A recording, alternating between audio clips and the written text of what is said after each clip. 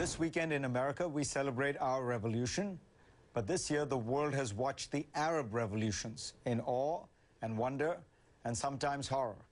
Perhaps the biggest questions surrounding the Arab Spring are, what incited it? What will become of it? My next guest, Bruce Feiler, says that 1 billion Muslims around the world under 30 years of age are the key drivers. In his new book, he describes what he calls Generation Freedom as plentiful, plugged in, and proactive. Feiler has been on the New York Times bestseller list with 5 books on religion and faith. He joins me now. Bruce, good to have you. Fareed, nice to be here. Thank you.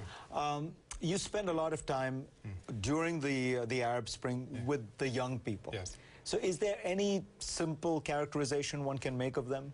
I think, and you just mentioned a bit in your introduction, I think we can look at them as being 4 things. First of all, they are plentiful. As you mentioned, 2/3 of the Muslim world in general is under 30. That's 1 billion people around the world, 100 million people in the Middle East alone. So they are plentiful. They're also pinched, meaning they're much more educated, I think, than we give them credit. This term Arab Street has become very popular in the West, but that's inaccurate. Literacy rates are now 91%. We're seeing school attendance in the numbers we haven't seen since the Asian tigers of the 1980s. So there's a lot of them. They're better educated. They're coming out. There's no opportunity. Enter the internet. They're very plugged in, and particularly for women, the internet has been this opportunity to enter society, enter the fray in a way they don't normally have. But I think that the most important thing that Generation Freedom is the last one, and that is they are proactive. Okay, so you've got their parents were largely passive recipients of this sort of deal that the dictators did, right? We'll subsidize your food and your jobs, and you won't question our authority. Well, they don't have the jobs, and they're saying, well, where's our end of the deal? And so they're pushing back. I met this young woman I write about in my book. She's 23 years old. She tweets more than anybody I know. She wears a veil. She's written 2 books about Islam, and she was on a reality TV show based on Donald Trump's Apprentice. And she said, if I would put one word to our generation, it would be awakening. So they are standing up. And think about it. What does the word Muslim mean? It means one who submits. Now we have a generation of Muslims who are proactive, who are pushing back. I think that's the core of the change. And when you talk to them, do you have a sense as to what it is they want? Is it freedom? Is it jobs? Is it dignity? Certainly in the Egyptian revolution, you would hear dignity was a huge word, social justice, freedom. But I think that what it is that they want is some sort of sense that they are active participants in creating a better life for themselves. They're no longer prepared to be passive. I think that's what we see in these revolutions, is there is action on their part. And I think that, to me, I look at this whole thing.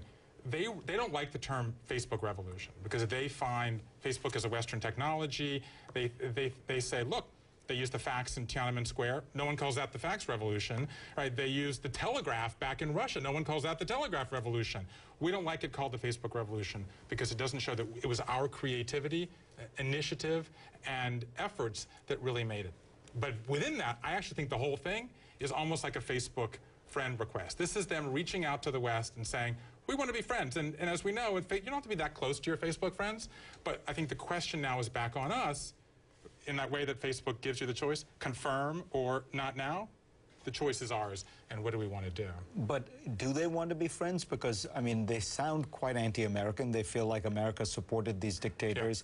Yeah. In general, their attitude seems to be one of a great deal of defiance and hostility toward the West. I think that they don't want to be passive, submissive to the West. They certainly are concerned about the way we supported the dictators, and even in the revolutions, we've been very on the fence.